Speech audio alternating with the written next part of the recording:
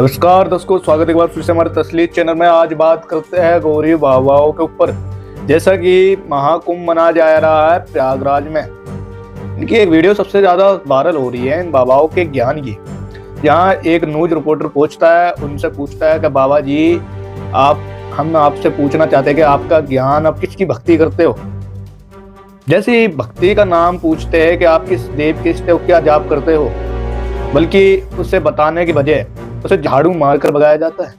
जी हाँ, यहीं तो रुकिए, अभी एक वीडियो और सामने आई है जहां इनका नाम है चिमटा बाबा। इनको भाई वायरल चल रहे इंटरनेट की दुनिया पे। एक तो वहां से ये कह रहे हैं कि हम दुनिया की भलाई के लिए आए हैं, और दूसरी तरफ इनका देखो जरा, इनका सिस्टम पे एक न्यूज रिपोर्टर पहुंचा है जो इनके बाबाओं से बातचीत करने के लिए। बल्कि इनने क्या करा, एक बार इस वीडियो में देखिए, फिर उसके बाद बात करते हैं। ये देख पाएंगे आप लगातार महाराज जी है उनको नहीं महाराज प्रदान करते हम ने ये प्रदान कर चुका है संत को। ये लोगों को भगाओ यहाँ से, ये लोग कहाँ से आ गए हैं, ये माधव तब से समझते नहीं। देखो दिखाना पूरा माइक तोड़ दिया भाई साहब। कौन से बाबा थे ये बाबा है जो ऊपर हाथ किए हुए हैं, बहुत ही वायरल बाबा ये है। शायद वही बाबा हैं जिनका पहले भी एक वीडियो वायरल, चिमटे वाला। जैसा कि दोस्तों आपने इनका ज्ञान भी देख लिया, एक न्यूज रिपोर्टर पूछा है, भाई तेरे से सवाल जवाब करेंगे, थोड़ी बात करेंगे ही, मगर तूने एक तरफ उसका माइक तोड़ दिया। ये साधु संत के लक्षण है।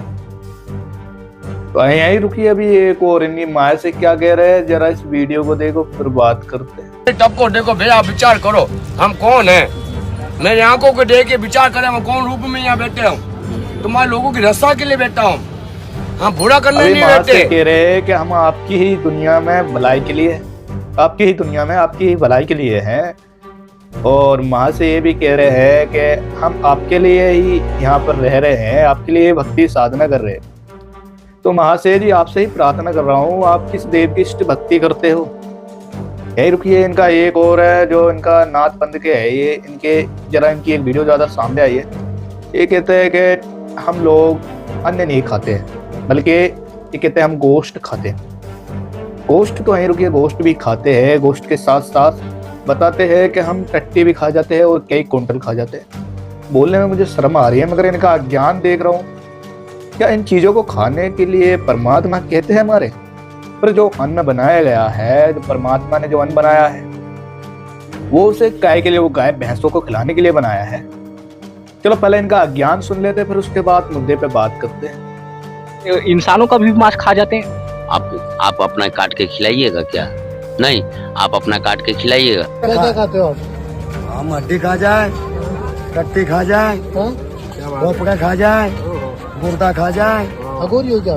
हाँ, ये पूरा नले नली सब हड्डी पूरी खा जाते, नाखून खा जाते, टट्टी की पोटली खा जाते, उसकी पेशाब की जो भी है बटेलियन, पूरी आतड़ा बोतड़ा सब खा जाते, पाए फाए सब, नाखून फाखून भी नहीं छोड़ते। ये राख बत्ती है ना, ये भी बच्चा खा जाता है। क्या कोई हड्डी वगैरह लिए हैं हमारा? अभी कुछ नहीं, 3 पत्ती। भाई साहब, गांव में हगने और सबसे बड़ी प्रॉब्लम यही होती है, सुअरिया हगने नहीं देती। चलिए नहीं हमें एक रहे ससुरी हगने नहीं देती भाई साहब। हले अब मेरे बात ये समझ में ना आ रही है, जो हम भाई खाना खा रहे, रोटी खा रहे, ये क्या भगवानों ने गाय भैंसों के लिए बनाया? नहीं, मेरे कुछ पल्ले नहीं पड़ रहा। मैं कंफ्यूज हूँ भाई, मैं कंफ्यूज हूँ। क्या ये घोरी साधना करने से परमात्मा की प्राप्ति हो सकती है? भाई आपके ऊपर कोई डिबेट नहीं बना रहा हूँ, ना किसी के ऊपर डिबेट बननी है। बाकी इनका ज्ञान देख रहे हो और ज्ञान दिखा रहा हूँ, देख भी रहे हैं, आप भी देख रहे हो, दिखा भी रहा हूँ। क्या जो हम भोजन करते हैं सब काय के लिए करते हैं? फिर ऐसी नागा साधु बन चलो फिर। क्या ऐसे परमात्मा प्राप्ति हो सकती है जैसे ये लोग कर रहे हैं, ये दिखावा कर रहे हैं? यही तो रुको, एक और है इनके नए महाशय, इनको महाशय ही कह सकता हूँ मैं, क्योंकि जहाँ तक इनकी तारीफ करूँ ना जिस मुँह से, बहुत कम। मगर ये मेरे विरोधी होंगे इनके चेले, तो हाथ जोड़ के प्रार्थना है, अपना ज्ञान खुद देख ले, फिर उसके बाद हमसे आप मूर्खता न करिए। पहली बात तो आपसे यही कहना हूँ, मूर्खता न करिए हमसे, ज्ञान अज्ञान के डिबेट में ना कोई कमेंट करिए, ठीक? सही बात तो इनके जैसे वही है। अब क्या इनके बारे में कुछ बोलना मेरा उद्देश्य नहीं है। अब चलो अब इनके ऊपर एक वीडियो दिखाते हैं जो संत रामपाल जी महाराज इनके बारे में क्या बताते हैं इन नगाओं बाबाओं के ऊपर, और परमात्मा क्या कहता है वो कैसे प्राप्ति होती है। जरा इन वीडियो को देखिए। फिर आप तो इनकी बहुत बकवास देख लिया आपने, अब सच्चाई दिखाते हैं आपको जिससे आप इन चीजों से बच सके और ऐसी उल्टी सीधी चीजें खाने से भी बच सके। जी हाँ, तो आप ध्यान से देखिए इस वीडियो को, और आपको जहाँ तक है सच्चाई बताऊंगा मैं। आप मेरे साथ एंड तक बने हो मेरी वीडियो में, तो बहुत बहुत धन्यवाद आपका। तो और ऐसी मूर्खता से दूर रहे जो ऐसे ज्ञान दे, उनसे पहले नंबर 10 कदम पीछे हटा ले। तो अब सत्य ग्रंथों के साथ सच्चाई दिखाते हैं, और क्या गोश्त खाना अनिवार्य है, और क्या ऐसे जो गंगा स्नान करने से मुक्ति पा सकते हैं क्या, और जैसे कहीं दूर यात्रा करने से इधर उधर क्या ओम ओम जाप करने से भी मुक्ति पा सकते हैं, बल्कि ऐसी अगड़मा मगड़मा ये दुनिया भर की चीज खाने से भी क्या परमात्मा प्राप्ति हो सकती है। आइए जानते हैं संत रामपाल जी महाराज के द्वारा क्या बताते हैं नगाओं बाबाओं के ऊपर। जी हाँ, इनका ज्ञान खोलने के लिए हमारे संत रामपाल जी महाराज तो इनका पूरा खुलासा करेंगे। जरा देखिए फिर बात करते हैं इनके बारे में क्या बताया है वेदों में, शास्त्रों में, पुराणों में, गीता में। जरा देखिए फिर बात करते हैं। कि भी मेरे मुसलमान भाई भी देख रहे होंगे इस वीडियो को, तो उनसे भी प्रार्थना है कि अपनी कुरान शरीफ भी खोल ले और मैच कर लेना। और मेरे हिंदू धर्म के भाई भी देख रहे होंगे, आपसे भी प्रार्थना है गीता वेद जरूर खोल ले और संत ग्रंथों के साथ मैच कर ले। और जो मेरे विरोधी है आपसे तो और ज्यादा प्रार्थना है कि अपने शास्त्रों को खोल के मैच कर ले। और ये भी ध्यान से देख लेना, नहीं तो बाद में कमेंट करोगे। जैसे एक महाशय ने कमेंट किया था कि हमने देखा तुम्हारे संत रामपाल जी महाराज पाखंडी, मगर उनसे प्रार्थना करता हूँ भाई साहब आप पहले संत ग्रंथों में देख लीजिए हमारे गुरुजी क्या बता रहे, बाद में किसी के ऊपर कमेंट करना। अब चले पहले तो जब भी संत रामपाल जी महाराज कोई भी ग्रंथ खोलते हैं तो पहले नंबर दिखा देते कहाँ से प्रकाशित है और कौन से डिस्ट्रिक्ट से है। तो अब चले और मैच कर लेना, आपसे प्रार्थना है। बाकी ऐसे कोई कमेंट नहीं करना जो शास्त्र विरोध हो, हाथ जोड़ के प्रार्थना है। और देखते फिर संत रामपाल जी महाराज क्या बताते हैं इन साधुओं के बारे में। पर भी लेन जात है दुनिया, हमरा ज्ञान किने ना सुनिया। भगवान हमारे पिता हमारे बीच में खड़े होकर रो रहे हैं और कह रहे हैं कि पर भी लेन जात है दुनिया, हमरा ज्ञान किन्हें ना सुनिया। ये बोली आत्माएं कुंभ के मेले पर जो पर भी लगती है, वहां उस तालाब में स्नान करके मोक्ष मान रहे हैं। और हमरा ज्ञान किन्हें ना सुनिया, हमारा ज्ञान कोई सुनकर राजी नहीं जिससे मोक्ष भी होगा और कहीं भटकना भी नहीं पड़ेगा। अब क्या बताते हैं परमात्मा कि चारों युग में मेरे संत पुकारे और कूक कहा हम हेल रे, ये हीरे माणिक मोती बरसे और ये जग चुगता ढेल रे। कहते हैं अनजानपने में हमारे तत्व ज्ञान को स्वीकार ना करके इस आन उपासना रूपी शास्त्र विदिता का मनमाना आचरण करके ये डले ढो रहे हैं। श्रीमद् भगवद गीता अध्याय नंबर 16 के श्लोक नंबर 23 और 24 में स्पष्ट किया है कि शास्त्र विधि को त्याग कर मनमाना आचरण करते हैं जो व्यक्ति, उनको न तो सुख होता है, न उनकी कोई परम गति होती है और न ही उनको कोई सिद्धि प्राप्त होती है, अर्थात यूजलेस है। तो भक्ति तीन वस्तुओं को प्राप्त करने के लिए करते हैं, सुख हो, परम गति हो, हमें कुछ सिद्धि प्राप्त हो। सिद्धि के साथ ही हम सतलोक जा सकते हैं, लेकिन हम सिद्धि का दुरुपयोग यहां करने लग गए। ये साधु संत जो पहले जो महात्मा प्रसिद्ध हो गए, वो परमात्मा की भक्ति करके अपने टायर में हवा भर लेते थे और फिर अपने टायर से दूसरों में हवा भरने लग जाते। आप भी खाली और उनका काम चलना ना, उसको थोड़ी बहुत हवा है। तो इस प्रकार वो सिद्धि दिखा दिखा कर उस सिद्धि को यही नाश कर जाते थे, अपनी भक्ति को। अब परमात्मा के इन मंत्रों में जो आपको दिए जाते हैं, इसमें कहते हैं 24 सिद्धि आ जाएंगे आपके अंदर, 24 सिद्धि। लेकिन इनका दुरुपयोग आपने कर लिया, आप यहां तो प्रभुता पा जाओगे पर भगवान आपसे रुष्ट हो जाएगा, आप यहीं रह जाओगे। शब्द महल में सिद्ध 24, हंस बिछोड़ा विश्व बीसा। हमारे इस शब्द में यानी मंत्र में जो हम साधना देते हैं, इसमें 24 सिद्धियां आ जाएंगी आपको। लेकिन ये आपको भगवान से दूर कर देंगी। प्रभुता की भूख आप में हो जाएगी। आपके वचन से किसी का थोड़ा बहुत काम ठीक हो जाएगा, कार्य सिद्ध हो जाएगा, आपकी पूजा शुरू हो जाएगी और दोनों काल के जाल में अपनी ट्यूब से दूसरे में हवा भर के आप कितने सुखी कर सकते हो? नहीं कर सकते। तो इसी प्रकार उसको स्वयं ही विधि बताओ कि आप भी जाइए और वहां पंप लगा है, हवा भरवा लियो।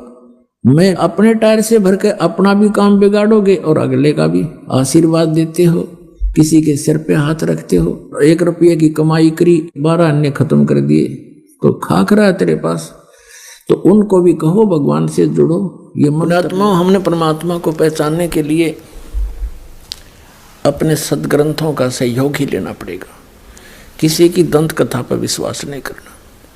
परमात्मा के क्या गुण है, वो क्या लीला करता है, ये हमारे पवित्र सदग्रंथ, पवित्र वेद बताते हैं। कबीर परमेश्वर ने कहा है कि वेद मेरा भेद है, मैं ना वेदन के माही, और जौन वेद से मैं मिलूं वो वेद जानते नहीं। वेदों में भेद है परमात्मा का कि वो कबीर परमात्मा है और वो सतलोक में रहता है, ऊपर तीसरे मुक्ति धाम में, सचखंड में। वहां से गति करके आता है, साधु रूप बनाता है, कवियों की तरह आचरण करता है और यहाँ अच्छी आत्माओं को आकर मिलता है। आपको थोड़ा सा हिंट देते हैं, फिर उन आत्माओं के बारे में जानकारी देंगे जिनको भगवान मिले थे। ऋग्वेद मंडल नंबर 9 देखिएगा और सूक्त नंबर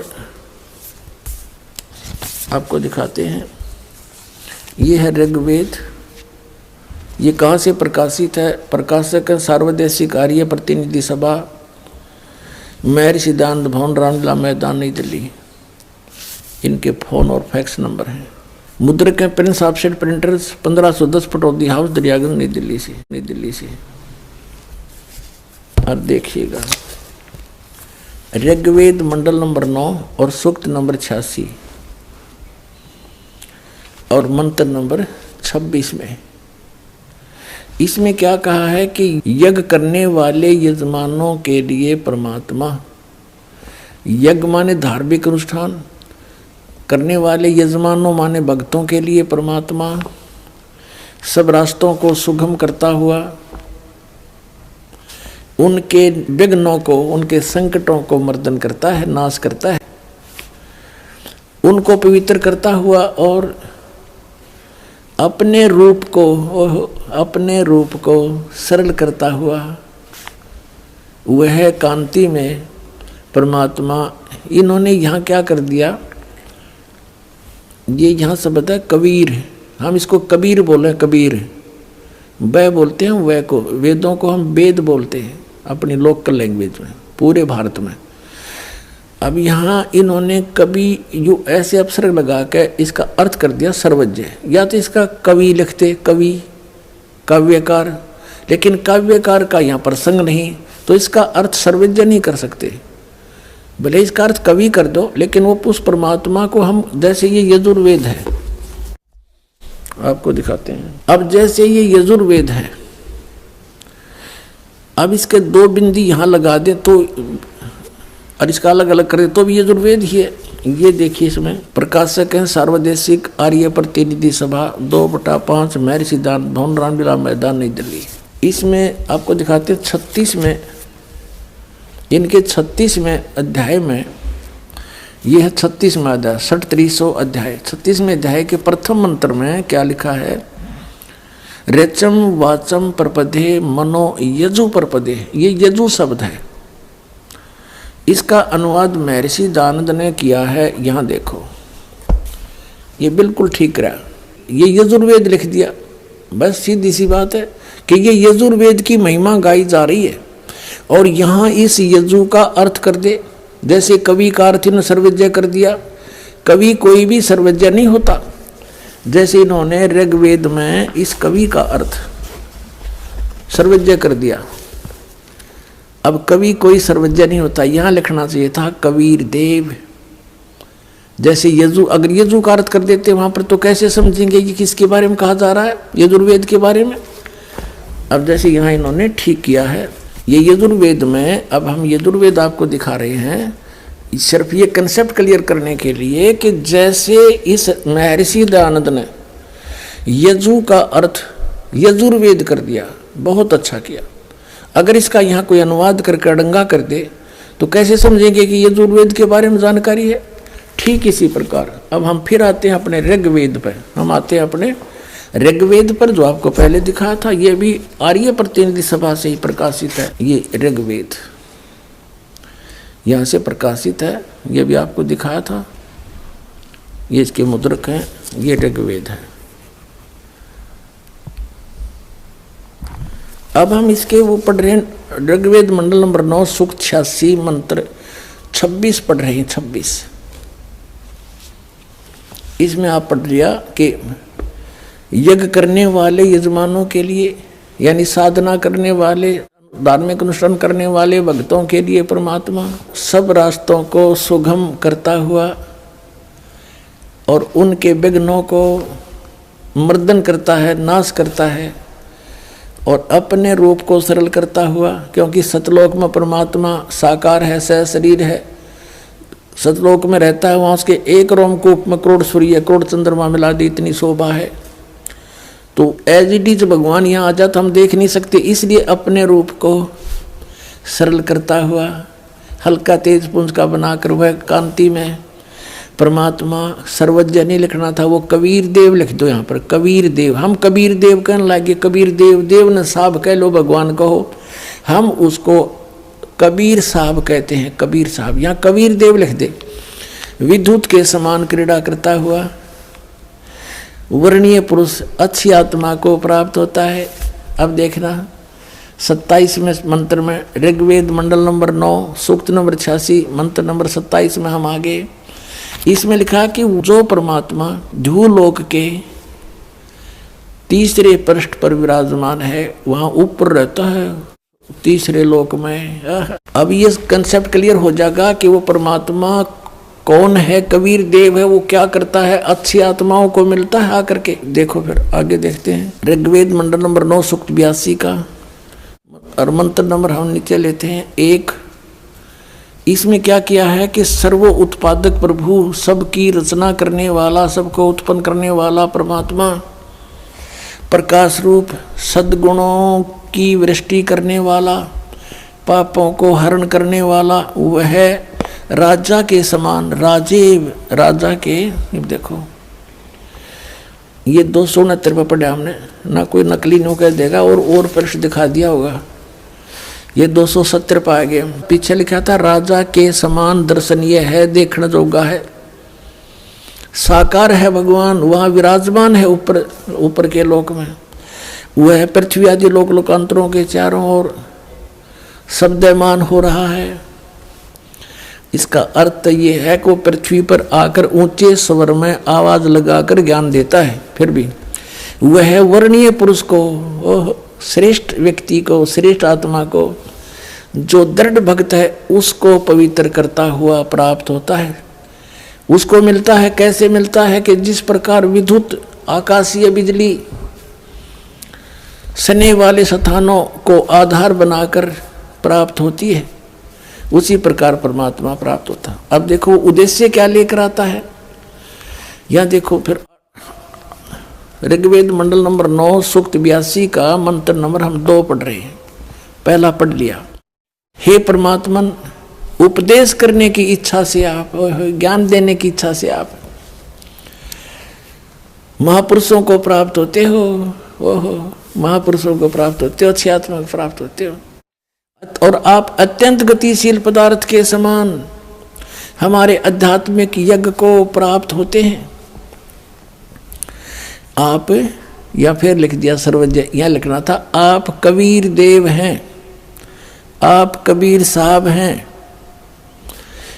और शुद्ध स्वरूप हैं। हमारे पापों को दूर करके हे अमर परमात्मा, हे सोम, हमको सुख दे। अब ये सिद्ध हो गया कि वो परमात्मा सतलोक से चलकर आता है और यहाँ ज्ञान देने के उद्देश्य से वो अच्छी आत्माओं को मिलता, जो दृढ़ भक्त हैं, अत्यंत गतिशील पदार्थ के समान एकदम नीचे आते हैं। अब वो श्रेष्ठ आत्माओं को कैसे मिलते हैं? जैसे विद्युत बिजली किसी धातु विशेष पर आकर गिरती है। जैसे पहले कांसी धातु होती थी, कांसी, और उसकी थाली बेले होते थे। वर्षा के दिनों में जब बिजली कड़कती थी, हमारी दादी जी कहा करती थी इन थाली और बेलों को अंदर रख लो, बिजली कांसी की धातु पर अमूमन गिरती है। तो पुण्यात्माओं, वो परमात्मा उन्हीं महापुरुषों को मिलते हैं जो उनके कार्य को आगे सफल बनाने में सहयोग दें। पूरे विश्व के सामने डट जा खड़े होकर के मुझे नहीं मुचकाए, वो दृढ़ भक्त होते हैं। उनमें से कौन कौन है जिनको मिले? आदरणीय धर्मदास साहिब जी, आदरणीय मुल्कदास साहिब जी, आदरणीय नानक साहिब जी, आदरणीय दादू साहिब जी, आदरणीय गरीबदास साहिब जी, गांव छुड़ानी, जिला जज्जर, हरियाणा वाले, आदरणीय गीसा दास जी, गांव खेखड़ा, जिला मेरठ, उत्तर प्रदेश वाले। इन महापुरुषों को परमात्मा आकर मिले। वेद बताता है वो ऐसे आते। गीता प्रेस गोरखपुर से प्रकाशित है, जयदाल गोविंद का इसके अनुवादक हैं। ये देखो, अब गीता अध्याय नंबर 8 का और श्लोक नंबर हम 8 से शुरू करेंगे। परमं पुरुषम दिव्यम अभ्यास योग युक्तेन चेतसा न अन्य गामिना। परमं पुरुषम दिव्यम, उस दिव्य परम पुरुष यानी परम अक्षर ब्रह्म को याति पार्थ अनुचिंतन, उसके सिमरण से उसको प्राप्त होते हैं। इनका अनुवाद भी बहुत कुछ ठीक है। 8वें अध्याय का 8वां श्लोक। हे पार्थ, यह नियम है परमेश्वर के, गीता ज्ञानदाता से अन्य है वो, अध्ययन नहीं, अभ्यास योग युक्तेन, यानी जो मंत्र वो तत्वदर्शी संत देगा 3 नाम का, ओम तत्सत। ओम तो सीधा ही सरपुरुष ब्रह्म का है, तत् और सत ये सांकेतिक है। ओम और तत् मिलकर ये 2 अक्षर का सतनाम बनता है। वो तत् सांकेतिक है, जो आपको प्राप्त है उनको खूब पता है। और सतयु आदि नाम है, ये अलग मंत्र है। जो सार नाम प्राप्त है उन पुण्यात्माओं को खूब ज्ञान है। तो यहाँ ये स्पष्ट कह रहा है कि उस मंत्र के अभ्यास से, ये योग न ध्यान का इसमें मतलब है नहीं, ये तो हठ योग को ध्यान मानते नहीं। इसका संस्कृत मूल पाठ क्या कह रहा है देखिए, अभ्यास योग युक्तेन, ध्यान नहीं, अभ्यास यानी उस नाम के सुमरण की युक्ति से, उससे लगन से, दूसरी ओर न जाने वाले मन से, यानी किसी और भक्ति में फिर कति ढान नहीं जावे, केवल वही भक्ति करे निश्चित से। अनुचिंतन, निरंतर चिंतन करता हुआ परम दिव्यम पुरुषम याति है। परम पुरुष, परम दिव्य पुरुष यानी उस परम दिव्य परमेश्वर को प्राप्त होता है। गीता ज्ञान दाता से अन्य है वो परम अक्षर ब्रह्म, और वो सच्चिदानंद घन ब्रह्म जिसका 3 मंत्र का जाप है, उसको प्राप्ति कर, उसकी शरण में जाने को गीता ज्ञान दाता कह रहा है। अब आगे देखो, 8वें अध्याय का 9वां श्लोक हम फिर पढ़ेंगे। 8वां तो पढ़ लिया, 9वें फिर इसमें परमात्मा का नाम भी लिखा है, लेकिन ये विषय अलग हो जाएगा, अब यहाँ करेंगे। जो कवियम सर्वे कर दिया, कवियम ये लिखना था, जो कबीर देव है अनादि, सबके नियंत्रता, सूक्ष्म से भी अति सूक्ष्म, सबके धारण पोषण करने वाले, अचिंत स्वरूप और सूर्य की सदृश चेतन।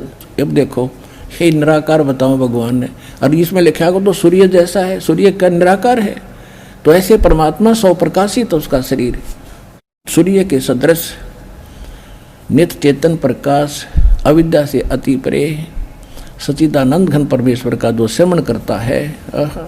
9वां हो लिया, 10वां पढ़ेंगे। वह भक्ति युक्त पुरुष, यानी उस परमात्मा की भक्ति करने वाला, योग बल से, यानी भक्ति की साधना के बल से, उसकी शक्ति से भ्रकुटी में के मध्यम में प्राणों को अच्छी प्रकार स्थापित करके फिर निश्चल मन से श्रवण करता हुआ उस तत्तम या उस अज्ञान अंधकार में छुपे हुए उस परमात्मा के दिव्यम परमम पुरुषम, परम अक्षर ब्रह्म को, उस दिव्य परम पुरुष को गीता ज्ञान दाता से अन्य को ही प्राप्त होता है। आ गया समझ में? है। अब ये किसके शरण में जाने को कह रहा गीता ज्ञान दाता? कि उस परम अक्षर ब्रह्म की शरण में जा। और वो परम अक्षर ब्रह्म कौन है?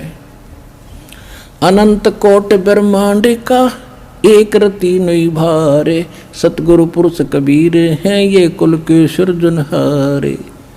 वो कौन कबीर? हम सुल्तानी नानक तारे, दादू को उपदेश दिया, जात दुलाहा भेद न पाया, वो कैसी मोहे कबीर हुआ। He is God, Kabir is the weaver name of God. वो कबीर दुलाहा है उस परमात्मा का नाम। जीव हमारी जाति है, मानव धर्म हमारा, हिंदू मुस्लिम सिख ईसाई धर्म नहीं कोई न्यारा।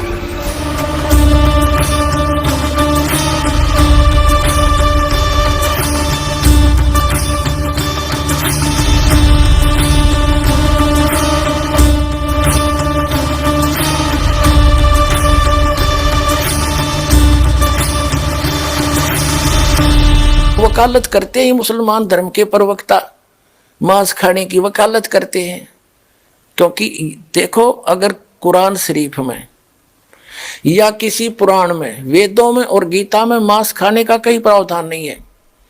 यदि किसी पुराण में और यदि किसी कुरान में और यदि फिर बाइबल में, इससे आगे जहां परमात्मा ने, उस अल्लाह अकबर ने, समर्थ भगवान ने 6 दिन में सृष्टि रची, 7वें दिन वो तो तख्त पर बैठ गया जाकर विधान बता के कि किसी ने भी मांस नहीं खाना है, ये खाने की वस्तुएं तुम्हें हलाल हैं, बाकी सब हराम है।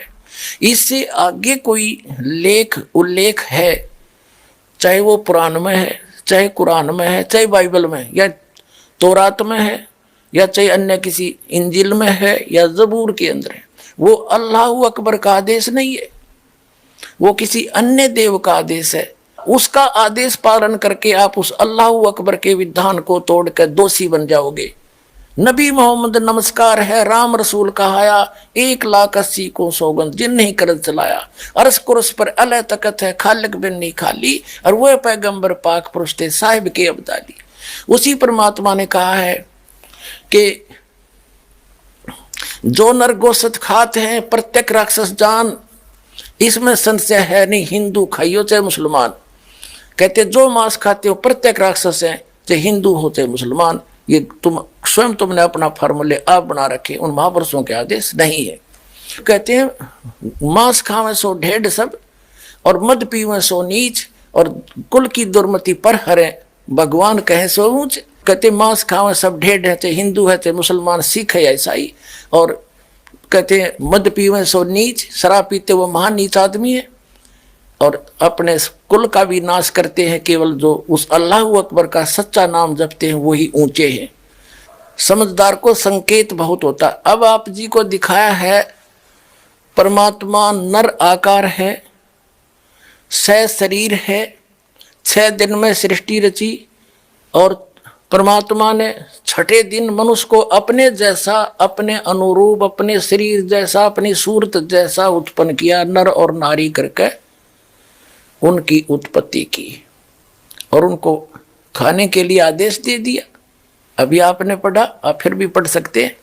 और आगे फिर वो क्या कहता है देखो, और परमेश्वर ने कहा, नर और नारी करके उनकी सृष्टि की, और परमेश्वर ने उनको आशीष दी, उनसे कहा फूलो फलो और पृथ्वी पर भर जाओ, और उसको अपने वश में कर लो, और समुद्र की मछलियों तथा आकाश के पक्षियों और पृथ्वी पर रेंगने वाले जंतुओं पर अधिकार रखो। यानी उनसे, जैसे इंसान ने शेर तक को भी काबू कर लिया, हाथियों को भी बांध लिया, तो इस ऐसे कंट्रोल करने के लिए कहा उन्होंने। आगे देखो, फिर परमेश्वर ने उनसे कहा, यानी मनुष्यों को भी, फिर परमेश्वर ने उनसे कहा कि सुनो, जितने बीज वाले छोटे छोटे पेड़, ये मनुष्यों के लिए आदेश है, सारी पृथ्वी के ऊपर हैं, और जितने वृक्षों में बीज वाले फल हैं, वे सब मैंने तुमको दिए तुम्हारे भोजन के लिए।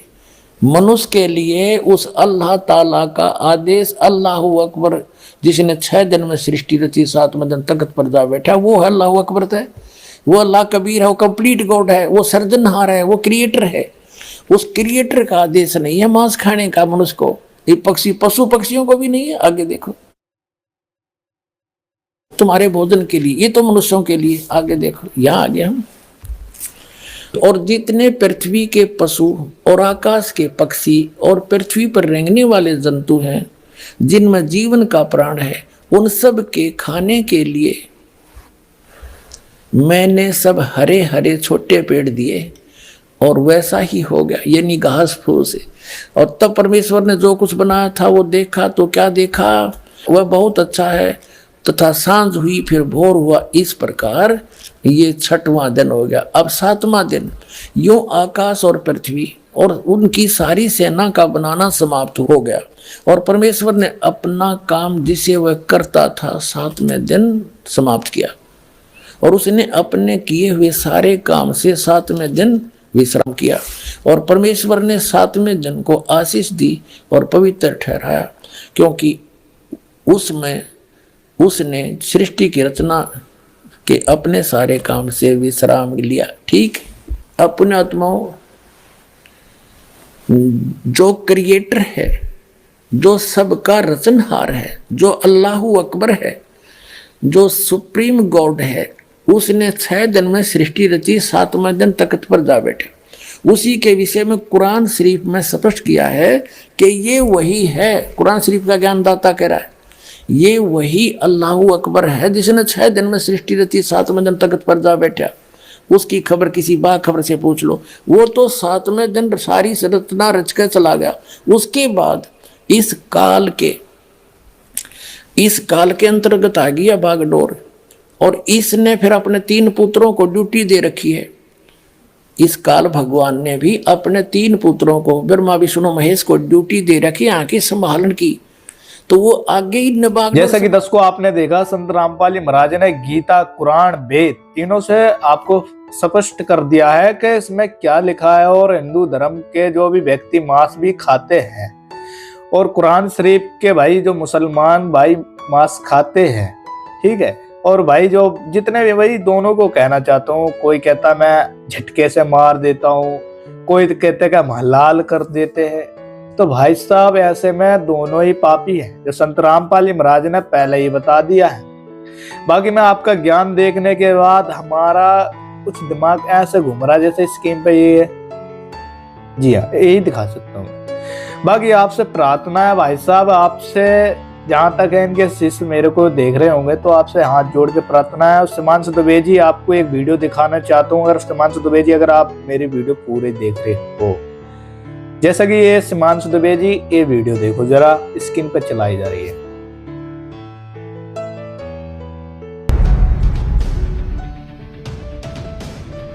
बीते कुछ दिनों से सोशल मीडिया पर एक वीडियो वायरल हो रहा है जिससे बहुत से शिव भक्त नाराज हो गए। इस वीडियो को देखकर यह सवाल किया जा रहा है कि शिवलिंग के ऊपर पैर रखने की हिम्मत किसने की। आप पहले ये वीडियो देखिए जिससे ये पूरा विवाद खड़ा हुआ है। इस वीडियो में एक शख्स शिवलिंग के ऊपर अपने पैर रखकर बैठे हुए हैं। इनके आसपास बहुत से लोग भी हैं जो इनके पैरों की पूजा कर रहे हैं। इस वीडियो को देखकर हर कोई हैरान है। सवाल किया जा रहा है कि जो व्यक्ति शिवलिंग के ऊपर पैर रखकर बड़े आराम से बैठा है। सिमांशु दुबे जी, आपने इस वीडियो को भी देख लिया, किस प्रकार चरण धोए जा रहे हैं वो भी शिवलिंग पर। क्योंकि ऐसे में तो सिमांशु दुबे जी आप आवाज नहीं उठाओगे, लगातार संत रामपाली महाराज के ऊपर वीडियो बनाते हो। जरा इस पे भी एक वीडियो बना दीजिए, क्योंकि नहीं बनाओगे आप, मुझे इतना पता है। क्योंकि आप डरते हैं इन चीजों को। क्यों डरते हो? आपके ही जो आपके कथावाचक, जी हाँ कथावाचक ही कहूंगा, कि मंदिर में जाके क्या कथा ही वाचते और क्या करते, शिवलिंग के ऊपर चरण धोए जा रहे हैं। इन्हें परमात्मा बना दिया गया है और इन्हें कोई सतग्रंथों का ज्ञान नहीं है, जिसमें गीता में स्पष्ट कर रखा है जो तत्वदर्शी संत वो ही है जो पेड़ की जड़ से लेकर पूरा पत्ते का विभाग तक बता दे, वही तत्वदर्शी संत है। बाकी आपके सिमांशु दुबे जी, आपका ज्ञान तो कुछ इसी तरह है जो आप इस वीडियो में दिखाए जा रहे हैं। जी हाँ, तो आर्य समाज के जितने भी है भाई, पिछली वीडियो जो बनाई थी तो उसमें भी काफी सपोर्ट दी है सभी ने। इनका ज्ञान भी आपको, और इसी में वीडियो में कमेंट भी कर दिया था तो उस भाई ने। तो आपसे प्रार्थना है, आपका ज्ञान अगर अज्ञान खुल गया हो और ज्ञान सुन लिया हो तो आपसे प्रार्थना है इस ज्ञान को प्राप्त करें और संत रामपाली महाराज से नाम दीक्षा ले। और इस वीडियो का बनाने का उद्देश्य यही है कि सच्चा ज्ञान की पहचान, ऐसी मूर्खता से बचे। और साधु संत जो है, मैं इनका सम्मान करता हूं मैं। और एक जो गोरखनाथ के जो भी जितने भी श्रद्धालु है भाई, गोरखनाथ के चेले हैं, उनसे भी एक हाथ जोड़ के प्रार्थना है मेरी कि अगर आप महाकुंभ में अगर आग लगी है, आपके होते हुए आग क्यों लगी है ये बताओ। तो आपसे हाथ जोड़ के प्रार्थना है, जब आग ही ना आप बंद कर पाए तो आप संत रामपाल जी महाराज के यहाँ आ जाओ, नाम लो, अपना जीवन सफल करो, अपने पिछले पुण्य की बैटरी डिस्चार्ज ना करो। और जहां तक है इस वीडियो को आप शेयर जरूर करो। इस ज्ञान को हर एक व्यक्ति के पास पहुंचना चाहिए, क्योंकि सच्चा ज्ञान ही होता है। तो आज इस वीडियो में इतना ही, मिलते हैं ऐसी कोई वीडियो के साथ। तो सत साहिब, राम राम।